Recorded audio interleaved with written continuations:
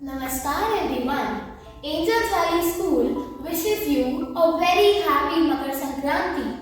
Today, I am here to draw your attention to a widespread practice of kite flying as it has far-reaching consequences.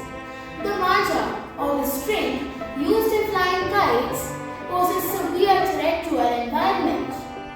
The manufacturing and the disposal of these strings contribute significantly to pollution and harm our ecosystem. These strings not only cut through other kite strings but also inflict painful, life-threatening injuries that can lead to the death of both animals and humans. Manja also causes expensive blackouts and electrocution as it cuts through power lines.